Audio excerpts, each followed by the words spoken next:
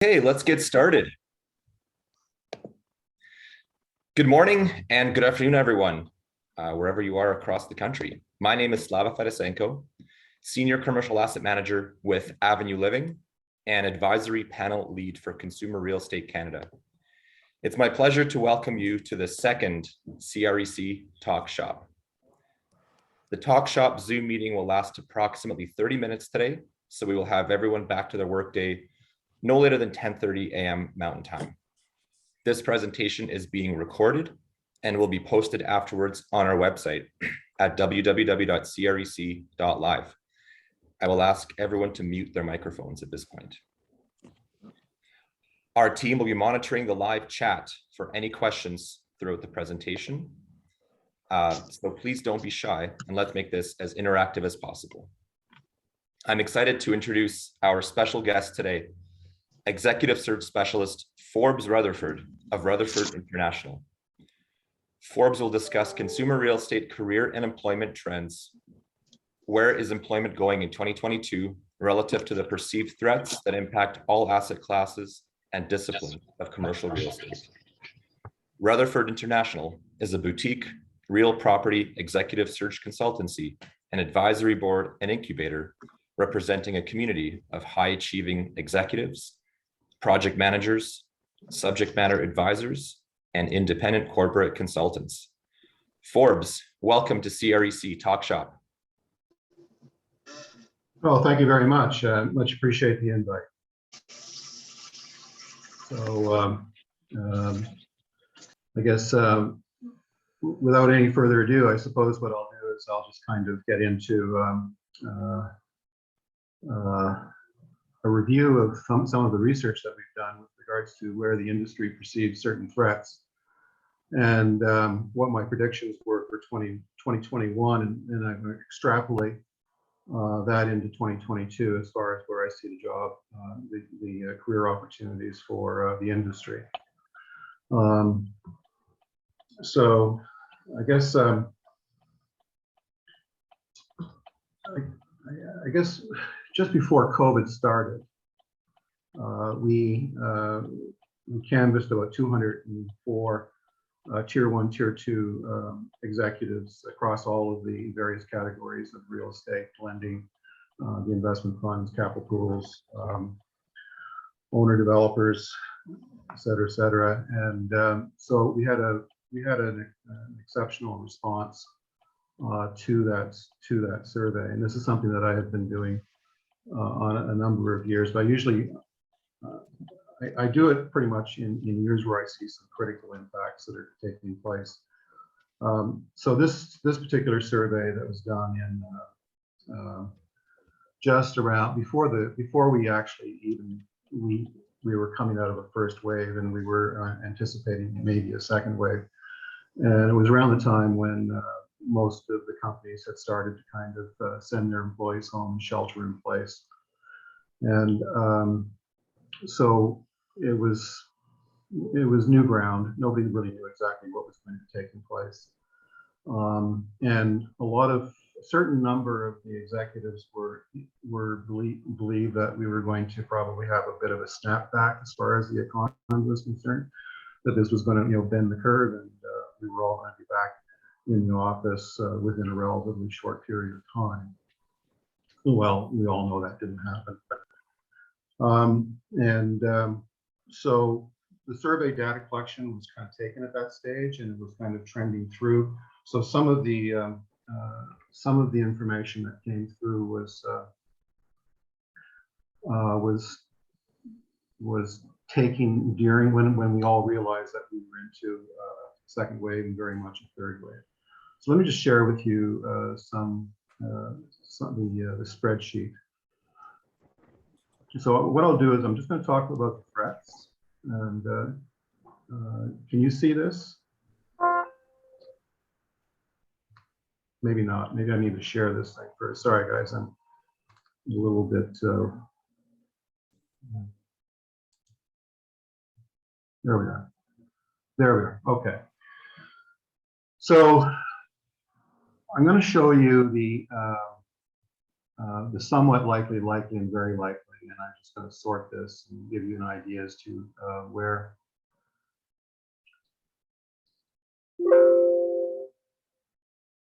All right, so you can see here that, in terms of second wave, everybody, 99.4.5% of the individuals all thought that there was going to be a second wave. Well, little did we know that we were going to be going into a fourth wave.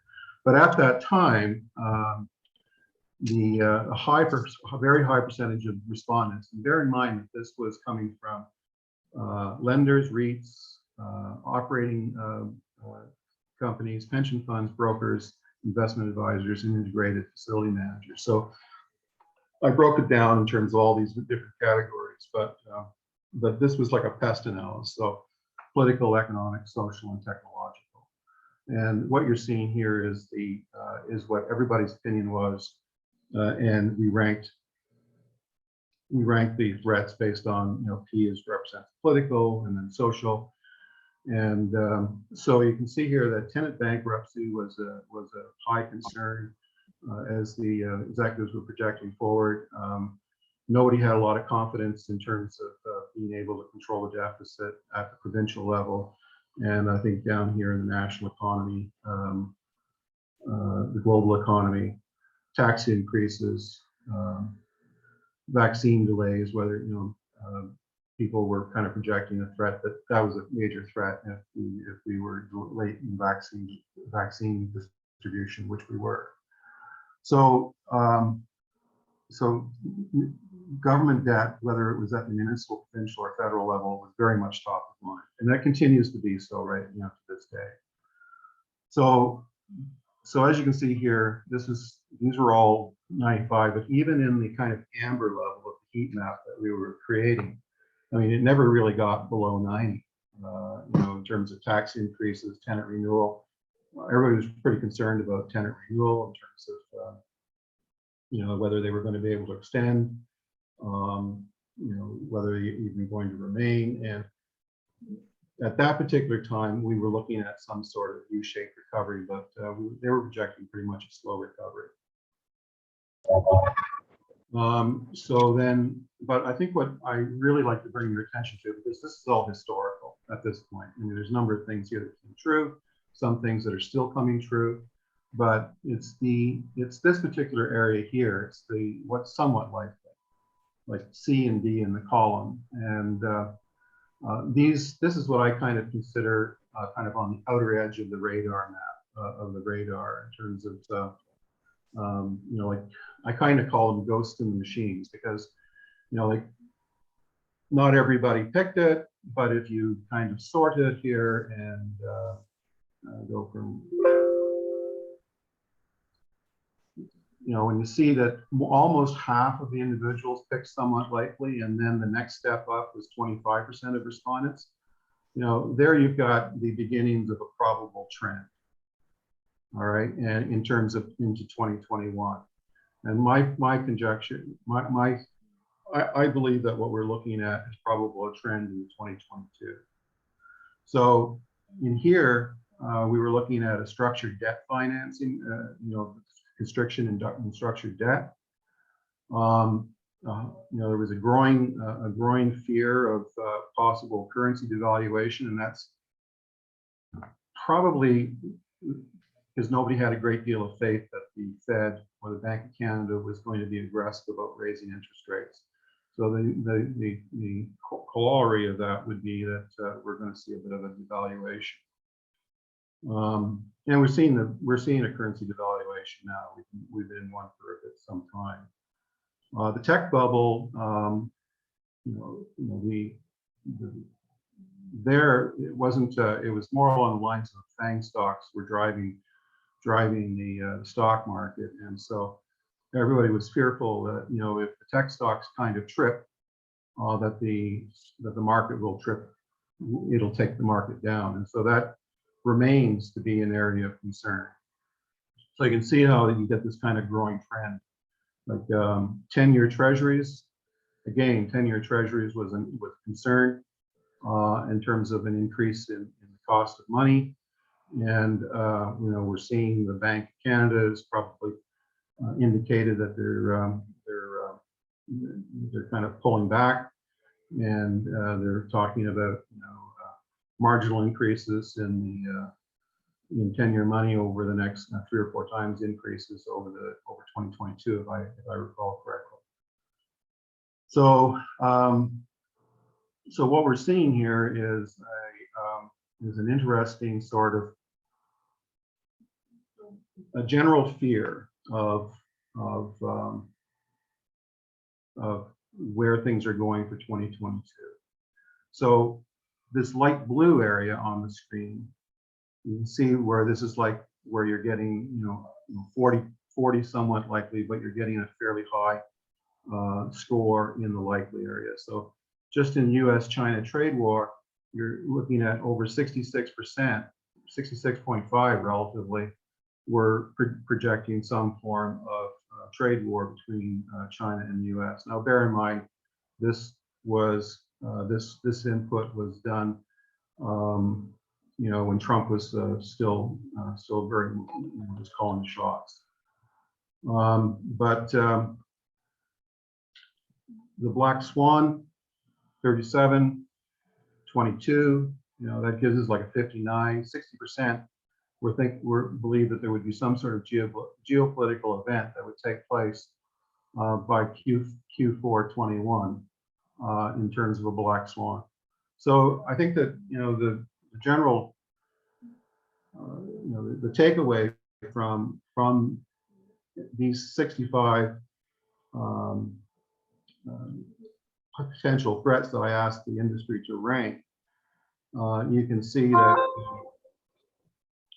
that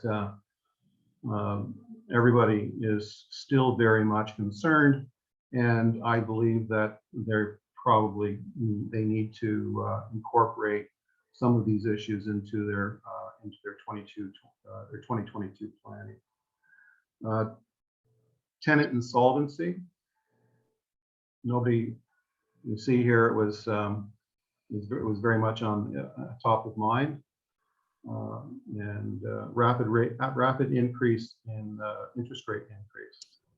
This is rather interesting because very few, when we collected the data, anticipated any sort of rapid increase in interest rates, and that probably would explain why there was this expectation of a devaluation. Because we're not going to raise interest rates and protect the value of the dollar, then the dollar's going to get impacted. And so what I like to, when I look at these stats, I look at them from the context of what does the group think, and then what are the outliers? What are some of the thought leaders thinking? You can generally kind of get a sense of what that slice of the innovator or of the individuals that tend to kind of project, maybe are a little more on the cutting edge in terms of their thinking. You tend to kind of see that as a low score, as a high score and somewhat likely. And so I think that there's a lot of nervousness within the C-suite of the industry, and I don't think it's gone away by any stretch of the imagination. If you want to take a look at this in terms of the lender, because I did this attitudinal survey back in the 90s, a year before Eaton's went bust, and it was an interesting sort of result because I asked developers and that had retail assets, did they anticipate any sort of major default of one of the department stores? And it was the majority said no. And then I asked the lenders the very same question, and the majority said yes. And sure enough, a year later, within the year, Eaton's, we all know what happened to Eaton. So I always kind of take an interest in what the lenders are saying about the future. And so here in this some unlikely clause, notice that 68% of lenders thought that there was a possibility of structured debt, of a constricted structured debt financing. 52% of them, 53 actually, believed that there was a risk of a currency devaluation, and cap rates rising was was 47%, but then likely was another 23%. So how does this translate into employment?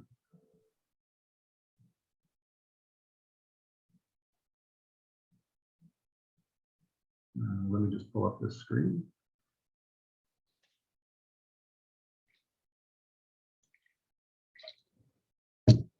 All right, is that visible? Still the same screen you had before, Forbes. Okay, sorry. I'll see if I can.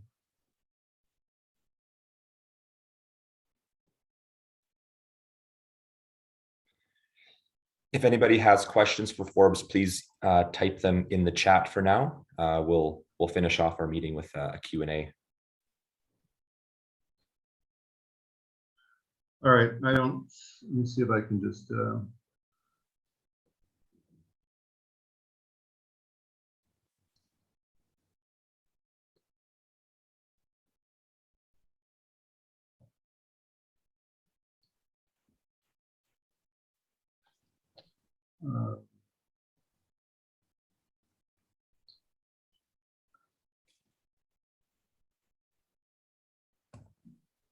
sorry, people, I'm not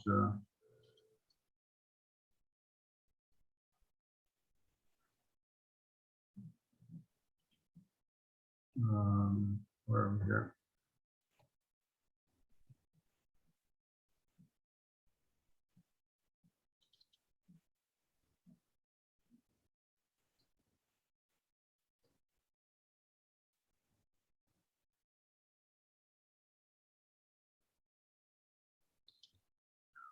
I'm going to need a little bit of help with this, I think.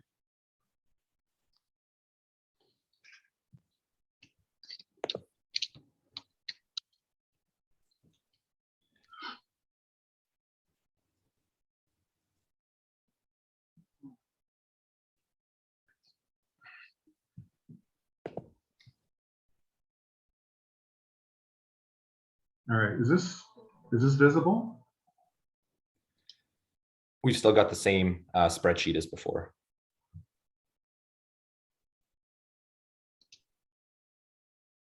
There we are. That's visible, right? Yeah, we've got it now. Okay, so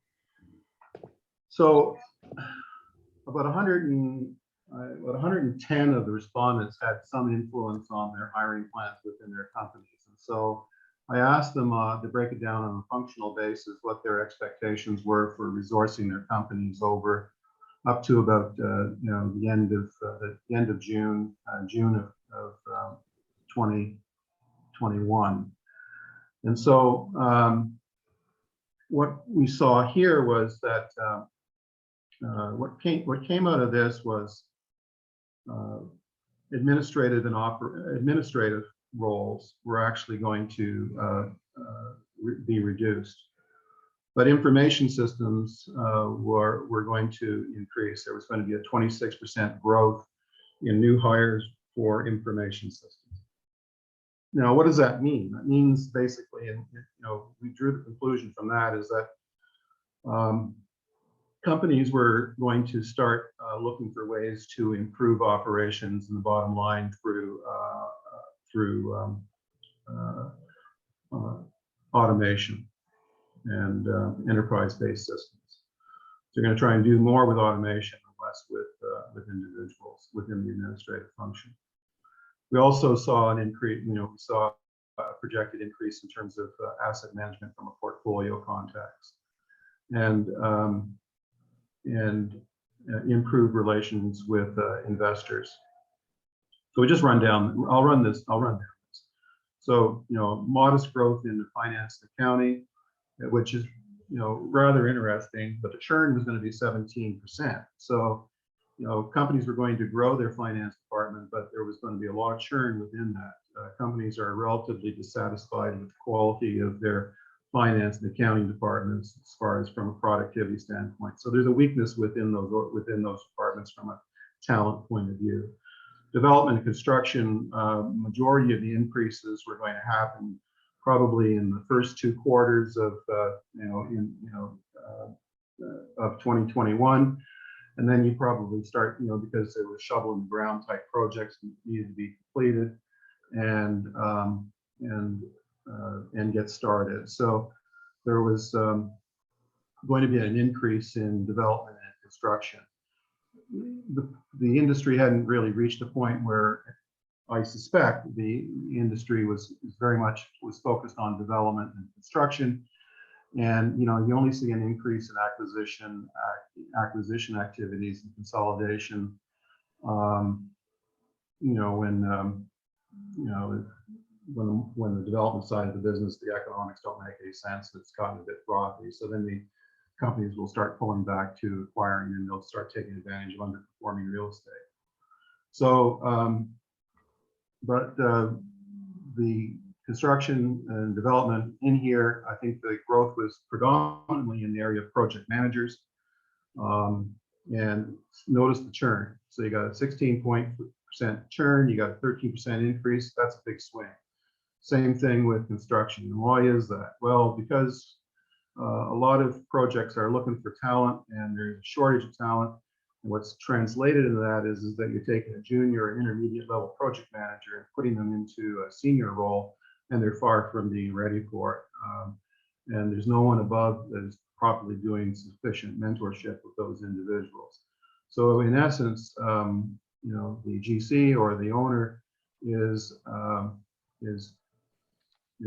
training under the baptism of fire, an intermediate project manager, and then they're wondering why they're not hitting their numbers in terms of meeting their milestones. Forbes, we have a question in the chat for you. Yeah. Coming from Tim Walsh. Tim, would you like to turn on your camera and ask your question directly? Sure, that'd be great. Hi, Forbes. Okay. I was just wondering if churn would be affected by retirements. Yes, thanks. Thank you. Appreciate you bringing that up. We've seen an increase in retirements, for the last 3-4 years pre-COVID. Usually spikes in April, May, and because the boomer, the tail end of the boomer is probably just late 50s right now, and actually in the early 60s, and so there's a spike around April, May. Predominantly because summer is coming and people want to go to their cottage, and it's a good time to retire. Their bonuses have kicked in January, February, and if they're in a transactional related role,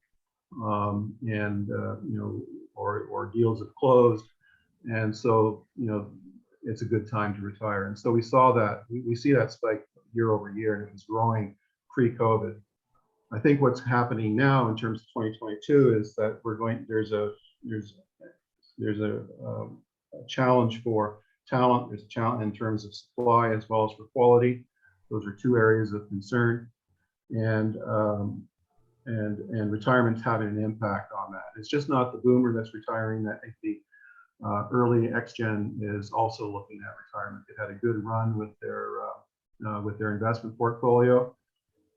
It's not like 2008 where we were all kind of caught, and we lost. Our retirement portfolio got hammered, and so it took 10 years to kind of recoup that, so they're not going to get caught this time around. So if there's any concern about any correction in the market or a downturn in terms of assets in various regions of the country, you're going to find that the boomer is they're not coming back from the cottage. And so I think what we're probably going to see in 2022 is a compression of the number of boomers that we're going to retire, those who are going to drag their retirement for maybe another couple of years in terms of the decision. If we see a downturn in the market, those boomers aren't going to come back. They're going to kind of, they're going to say, I've had it, I don't want to go through another recessionary cycle. Like I've been in this business for 30 years. I started recruiting shopping center managers and whatnot for a firm called Hyman Mackenzie. We were the largest executive search firm at that time in the mid 80s. And so I saw the 80s run. And so I've been through three of these recessionary cycles, if you don't, and I'm not counting 2000 as one of them. So I can understand why a lot of boomers don't really want to come back to the cottage. Does that answer your question, Tim? Absolutely. Okay. So, the growth areas that really kind of stand out here, like, you're looking at analysis research is always kind of a big and important. That's kind of a point of entry for whether it's development analysts or investment analysts. It's always a point of entry for the young individuals coming into the business. I think we're going to see an uptick in acquisitions and investment. Obviously, that's happening in multi-res, but I think we're going to see a shift to other assets that are kind of going through some degree of distress, and that's when the acquisitors will come in and try and find ways to repurpose those assets.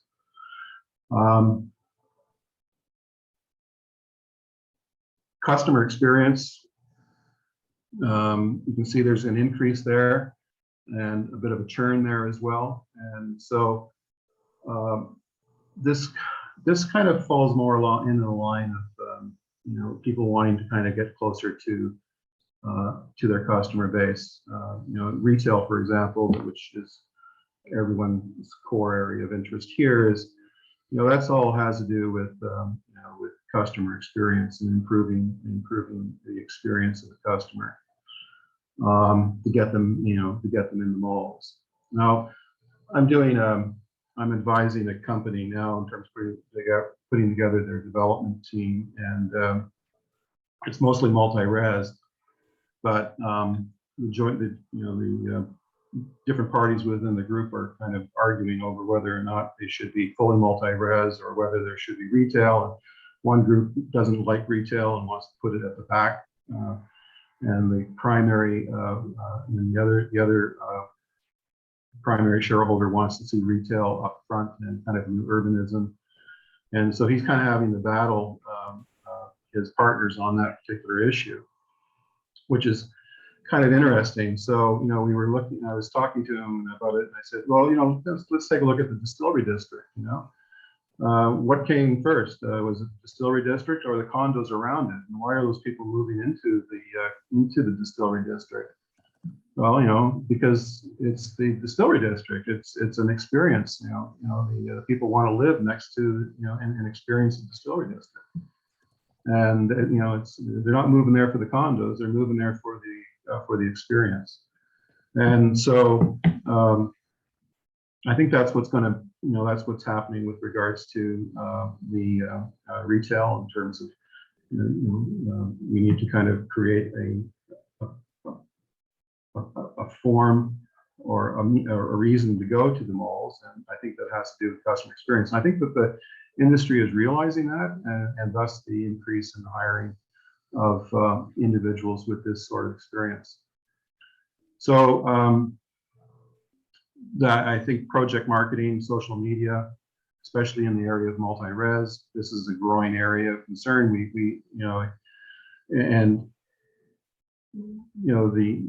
The branding. So you can pretty much put branding and project marketing together. So multi-res developers right now are kind of understanding the whole issue of customer experience and the branding of the project. They realize that they have to kind of come into the people that are marketing the brand or marketing the project, have to come in very early in the design process.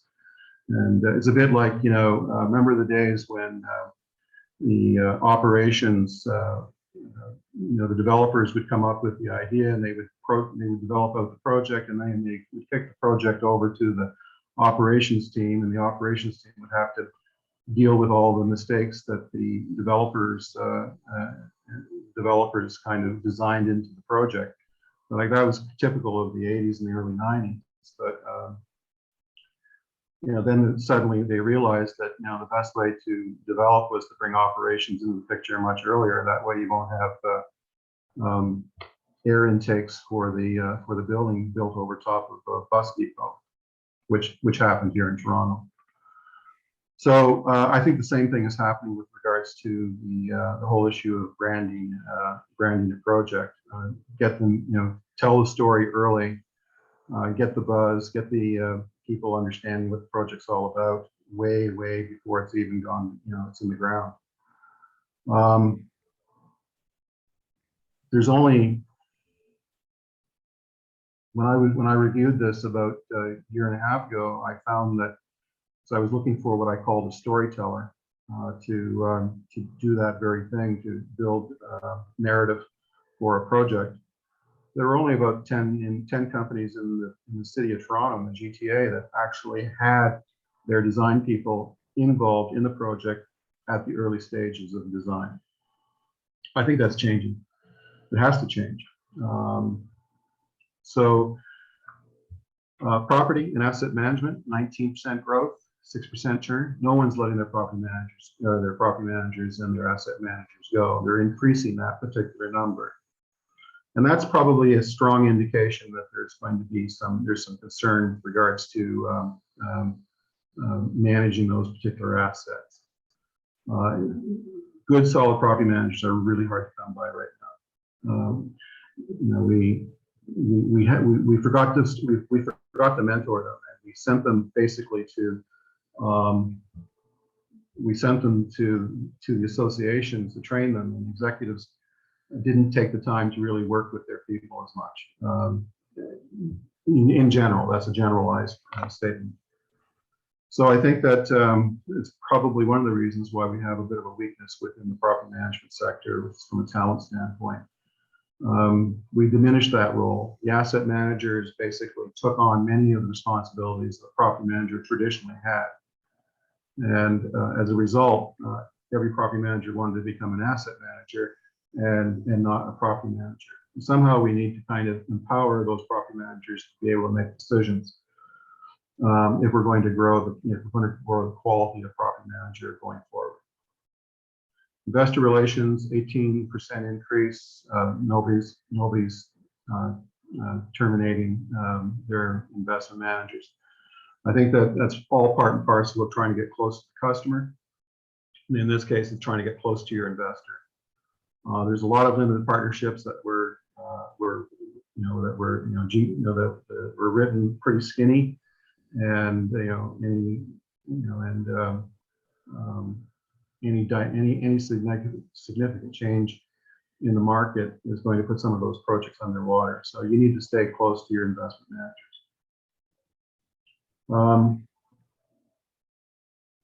Again, we're in the asset management, and then I spoke earlier too about information and why I think that administration roles are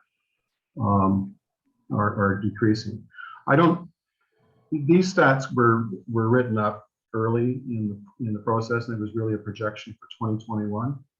But my sense is, in terms of extrapolating some of these numbers, if I go back to my participants in the survey and ask them to repeat it, I fully will expect that we're going to see much of the same in terms of these numbers.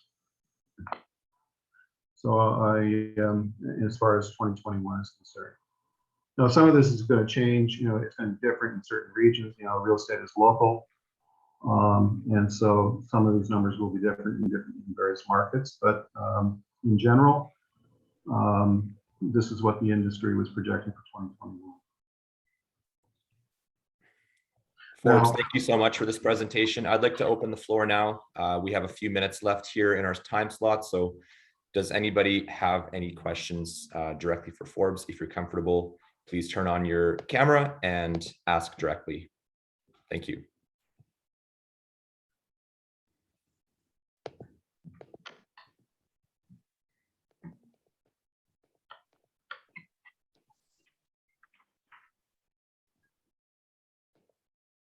Any questions for Forbes before we adjourn the meeting today?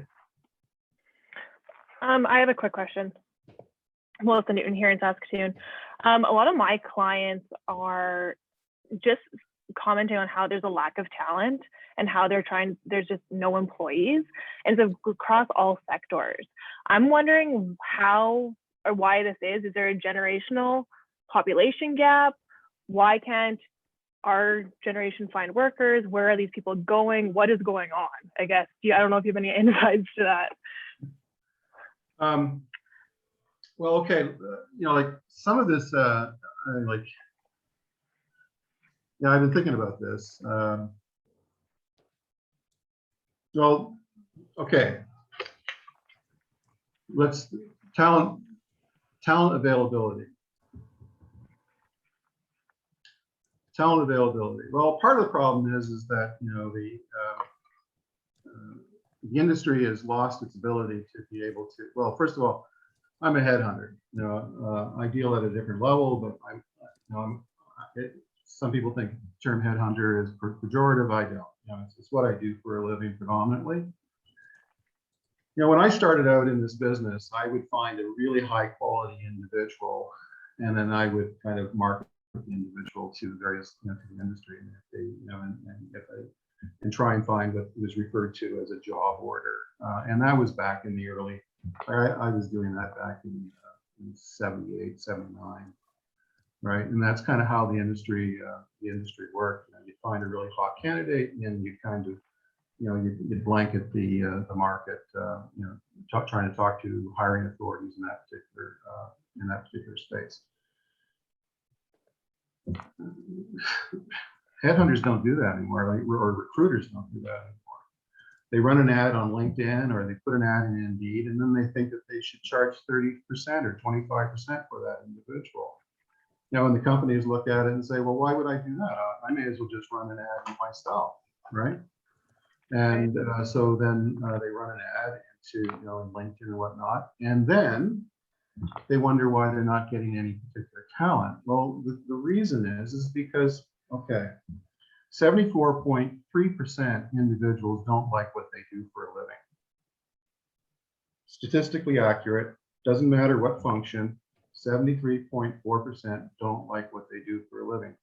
So we send all these individuals home, and for 18 months, living on CERB or whatever, and and then we wonder why they're not coming back to work. Well, they've spent 18 months and discovered that they don't really like what they were doing. I'll give you an example. I'll give you two examples.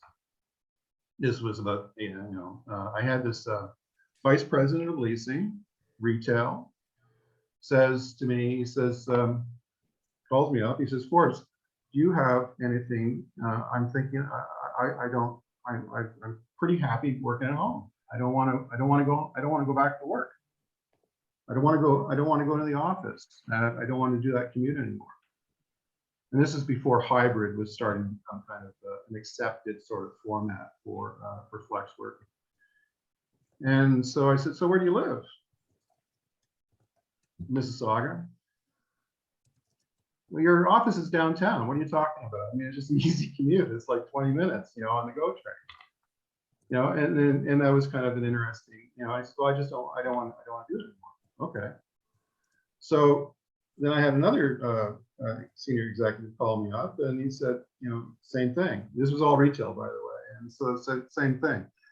And he says, the CEO wants us all to come back to work. Yeah, I can understand that. Why? What's the problem with that? Well, I don't want to come back to work for a company that is willing to put my life at risk. So and this chap was he was 37, 38, you know, and not exactly high risk for COVID. I think he'd already had one jab at that point. So I don't know.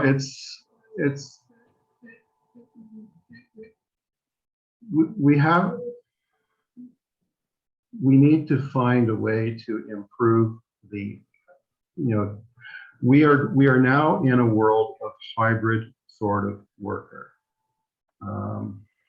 And so companies are going to have to structure some form of work from home and work from the office to find some sort of balance between that.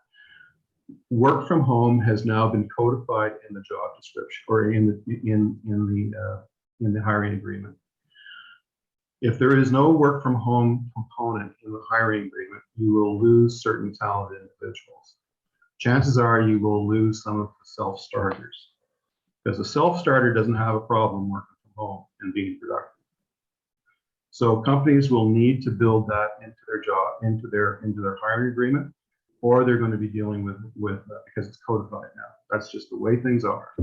And as the boomer moves out of the industry, and the X generation takes over, and the Y generation kind of take over into the middle management roles, that will be an expectation. Now, in terms of supply,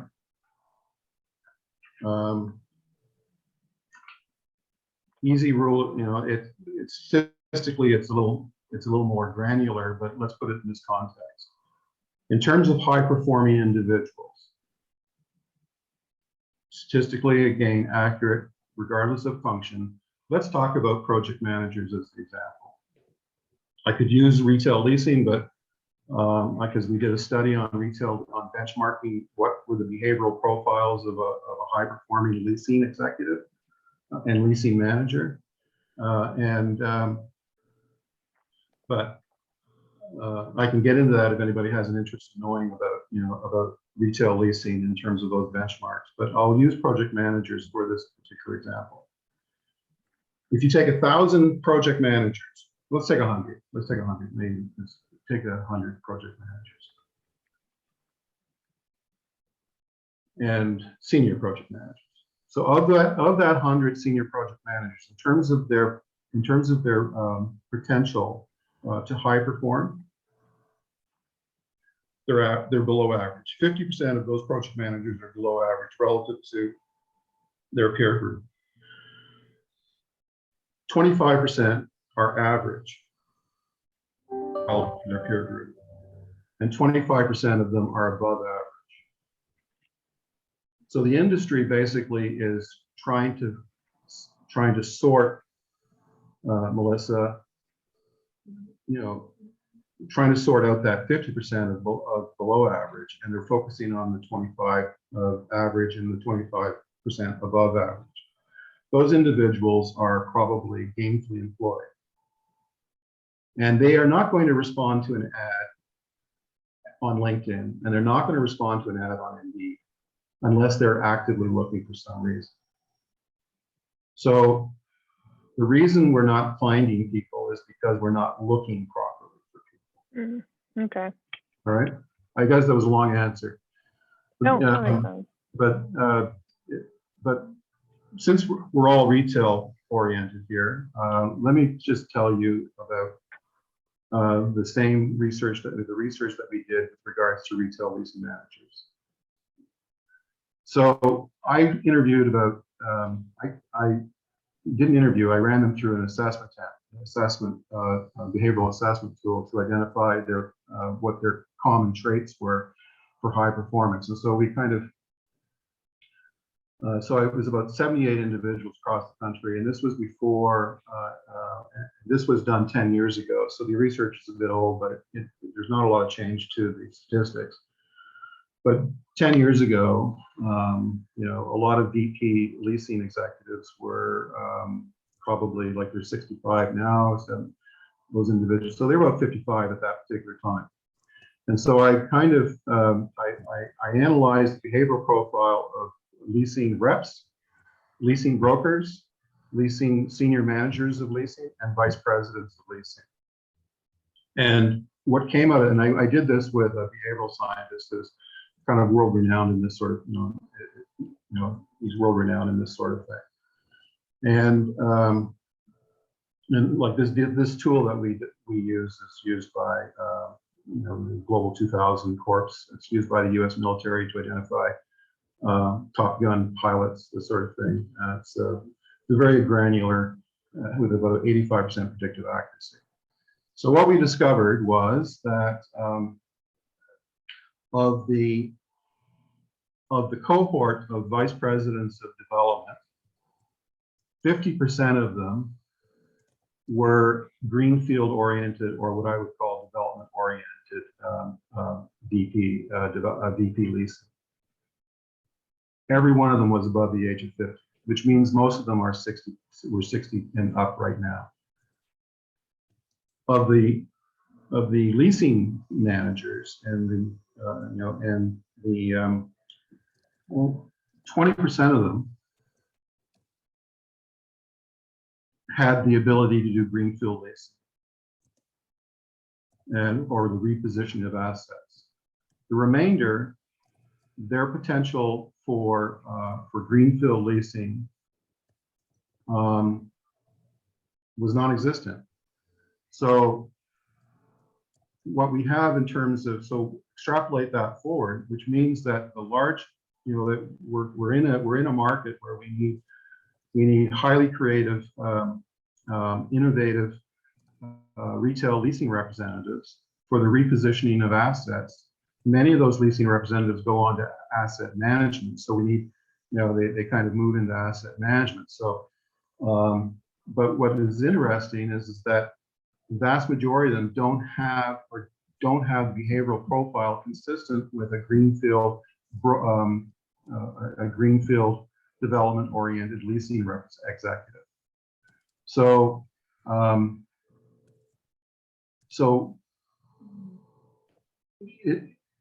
if you're a broker and you have a greenfield orientation to brokerage, you know how to reposition an asset or remix it or repurpose it or whatever, because you have a development orientation as a retail leasing executive. You're gold. You're absolute gold in this market, because we don't have, because the majority of the leasing representatives or leasing managers and leasing executives at the ownership level don't have the wherewithal to do that sort of work. They just don't. That's provocative, and I'm probably offending a few individuals in the audience, but that is what we have identified in terms of the behavioral profile that they don't have. So high performance profiling, let's put it in context. So a high performer in greenfield leasing, what they have basically, what we kind of identified was they have about 22, 23 comparable traits, complementary traits to each other. So they have, like we measure about 85 behavioral traits, and of those 85 behavioral traits, high performers within, let's say, leasing, greenfield, share about 23 of the same traits. The high performers in terms of infill leasing, like where they're excellent at leasing up on an infill basis for a relatively stabilized asset, they have different behavioral traits. So, and these traits, you can modify them, you can kind of develop and improve on certain traits if you have a certain weakness, but the profile doesn't really change. The behavioral DNA pretty much stays the same, year over year over year. So my message to the retail owner and to the retail broker is, if you believe the future of your is going to be repositioning, repurposing, negotiating co-ventures with office owner developers into some form of mixed use, whether it's multi-res retail, office retail, pedestal, whatever. You need to ensure that your development team and your leasing team, especially those who are doing the anchor leasing, have benchmark high for greenfield leasing. And it's scientifically, the benchmarks are there. And the industry simply needs to kind of still, in their hiring process, or when they're putting someone on a particular project that needs to have a greenfield oriented leasing executive, it makes sense to kind of benchmark that individual to make sure that they even have behavioral profile for it. Anyway, that's I've gone way over my time. I hope that would be that's of interest to people. Forbes, thank you so much for your time and the fascinating insights. We just had a couple of last minute follow-up questions to your last answer. Emerald Garcia asks, are you able to disclose the name of the assessment tool used in the study?